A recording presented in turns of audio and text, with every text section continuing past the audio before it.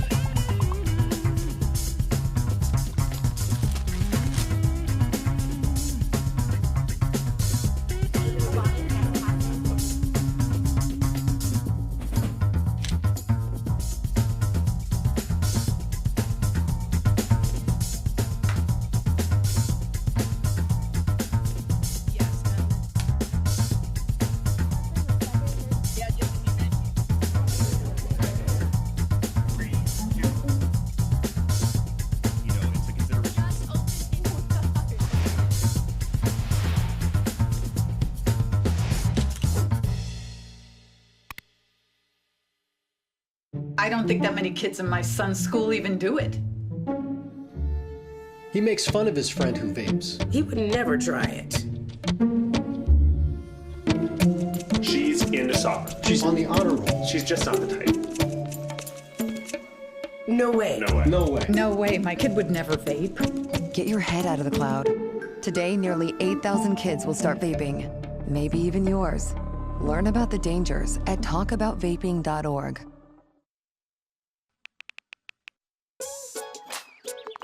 Worried about your friend but don't know how to reach out?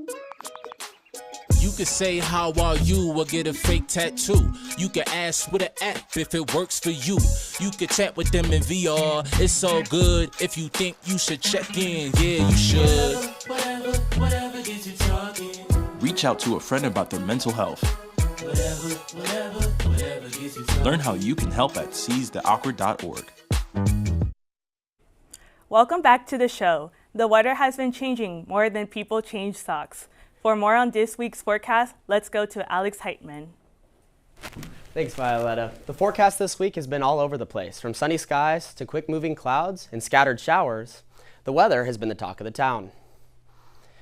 Currently, today the high is 60 degrees, and it is cloudy. The temperature should drop all the way down to the lows with 53 at night. The wind is currently blowing around 11 miles per hour, and due to the rain, there is 73% humidity.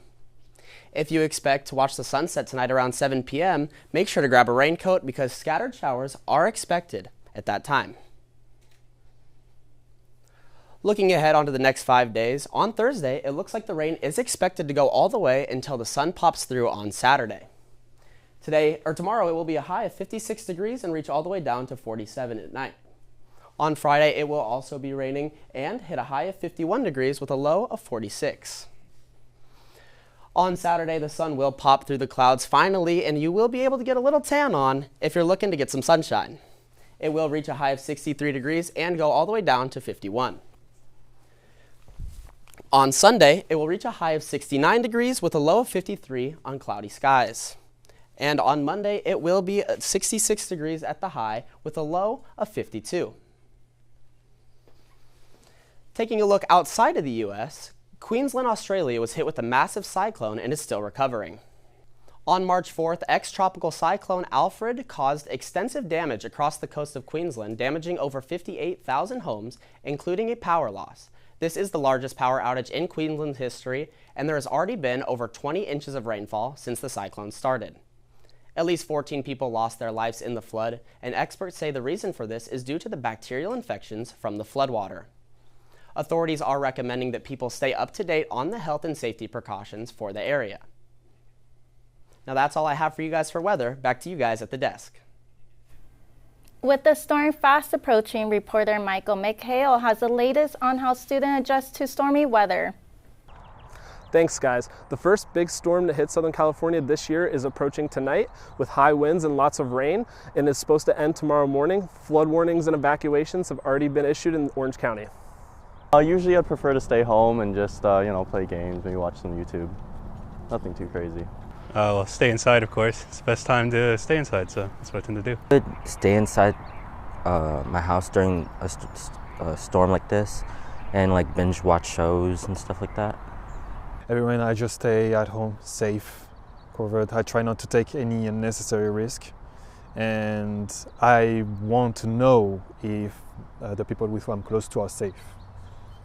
Make sure you guys stay safe during these conditions. My name is Michael McCahill with OC News. Back to you guys in studio. It's a busy time of the year for sports. Justin Rosette is here with us for an update. Thank you, Brianna. A lot of moves are being made in the world of sports right now, so let's get started. We'll kick things off with the NBA, where tonight we'll have one of the biggest games of the regular season so far. The defending champion, NBA champion Boston Celtics, will take on the Western Conference's #1 seed, the Oklahoma City Thunder. The Thunder are led by MVP candidate Shai Gilgeous-Alexander, who is averaging a whopping 32 points this year, along with 5 rebounds and 6 assists. The Celtics are, of course, led by the duo of the anomaly Jason Tatum and Jaylen Brown, and are coming into tonight's game on a 5-game winning streak. The Celtics are coming off of a 114-108 victory against the Utah Jazz, in which sharpshooter Sam Hauser scored a career-high 33 points, while the Thunder are coming off of a tough loss against the Denver Nuggets. Though both teams are battling injuries, this potential NBA Finals matchup is still a must-see. Now, moving from the court to the diamond, Cal State Fullerton baseball took the field last night for a non-conference matchup against the USC Trojans. Despite going down 4-0 in the first inning, the Titans would quickly respond, as senior outfielder Matthew Bardwell launched a 3-run home run in the bottom of the first to help the Titans get back into the game. The teams would trade runs until the Titans erupted in the 7th inning, when Cam Burdick, Eli Lopez, Carter Johnstone, and Paul Contreras all pitched in with RBI hits. To cap things off, Matthew Bardwell added to his highlight reel with a diving catch in the 9th inning to seal the 11-6 victory for the Titans. The team will look to carry this momentum into the weekend series against conference foe UC San Diego. That's all we have for This Week in Sports. Back to you guys at the desk. NASA has announced that 2 astronauts who have been stranded on the International Space Station will be on their way home soon. A 10-day adventure turned into 10 months of misery for a couple of astronauts when their Boeing Starliner spacecraft had mechanical issues. A new craft of NASA astronauts will retrieve the International Space Station members.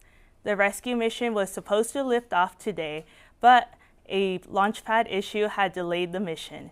It could resume as early as tomorrow. After the break, learn how you could potentially save someone during the opioid overdose. And hear the touching story of a Palisades cat reunited with their owner. Stay tuned.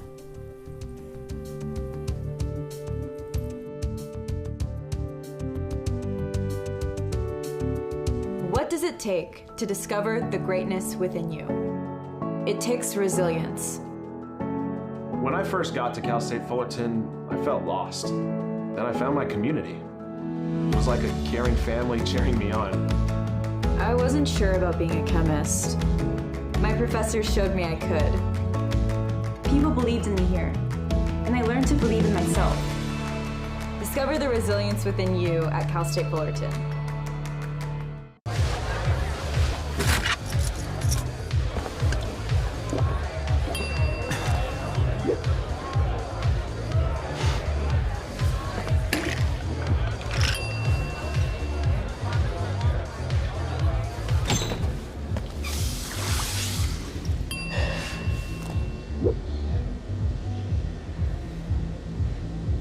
If you need to do something to feel okay to drive, you're not okay to drive. Don't drive buzzed. Hey world, I have a quick message. It's about safe driving. All right, let's go.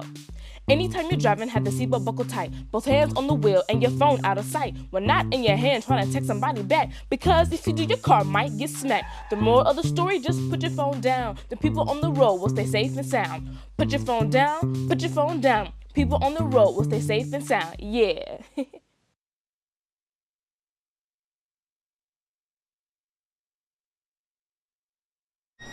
Can I get the now bar, please? $1. Have a good one. Got it. Hey, what's going on? Hey. Let me get a now bar. Sure. $1. Appreciate you. Got it.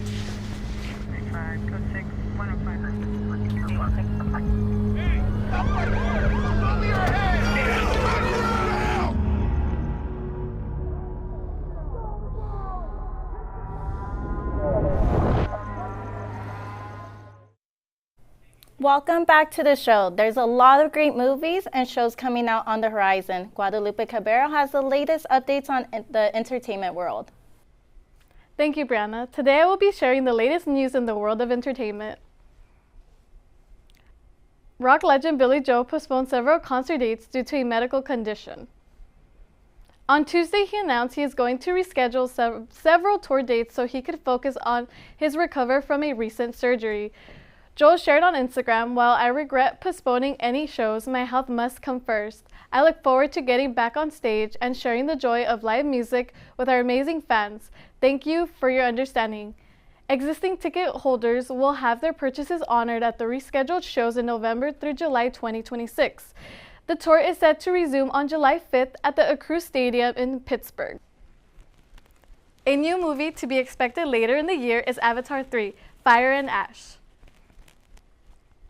Director James Cameron says Avatar Fire and Ash will come in December and will be even longer than the 192-minute Avatar The Way of Water. He mentioned that a few people have already seen a version of the movie and stated this might be the best of the series so far. He revealed his wife, Susie Cameron, has seen the movie and it was so impactful that she could not talk about it for hours. Looking for what to watch this week? Let's take a look at a few releases coming on streaming services. The Last Take, Rust, and the Story of Helena is an upcoming documentary film from Hulu exploring the shooting incident that took place during the Western film Rust in 2021. This incident led to the demise of cinematographer Helena Hutchins. HBO released a new horror comedy movie, The Parenting, starring Brian Cox, Brandon Flynn, and Lisa Kudrow. The film is about a couple renting a country house for a weekend with their parents and discovered it is inhabited by a 400-year-old polyester. The Electric State is a new sci-fi adventure from Netflix starring Millie Bobby Brown and Chris Pratt. The film is about an alternative version of the 1990s where the robots and humans coexist peacefully until a mysterious uprising changes everything. This is all for entertainment news. Now back to you, Brianna and Violetta. A touching story after tragedy. A cat was reunited with its owner after being separated during the horrific Palisades fire a couple of months ago. 82-year-old Catherine Kiefer lost her home in the fires in January and feared to have lost her furry friend. Thanks to a miracle, Kiefer was reunited on Saturday with her cat Aggie. The feline was found alive near the burned-down house. Aggie has been receiving blood transfusion after being found suffering from starvation. Aggie will be released and back home with Kiefer and the family on Thursday. The opioid crisis continues to impact communities across the country. Here at Cal State Fullerton, Titanwell is taking action. Reporter Violetta Sanchez has more on this life-saving program. Opioid-related deaths in Orange County among individuals ages 18 to 24 has increased by 110% over the last 5 years. While Cal State Fullerton has not reported any fatal overdoses on campus, Titanwell is offering opioid overdose training to students, staff, and faculty in the Student Wellness Center and on pop-ups around campus. Opioids are causing a lot of opioid overdose deaths. We just want to bring awareness and just educate the community. Students learn to identify the signs of an overdose and administer naloxone, a drug that can reverse the effects of opioids. Knowing the steps, learning about the recovery position, how to administer Narcan, all of that, I definitely feel a lot better prepared, and if the time should come where I do need to use my skills, I can perform them. Here's how simple it is to use a naloxone kit. So after checking signs of overdoses such as unresponsiveness, small pupils, and gurgling, and calling 911, what you want to do is grab a nasal spray and remember the 3 Ps. Peel from the package, place the spray into a nostril, and press the plunger. After, you may have to support the person's breathing through chest compressions or CPR. Is so important for students to know because we can't change the world in one big go, but small actions that we do make a big difference. Free naloxone kits and fentanyl test strips are available at the Student Wellness Center on campus.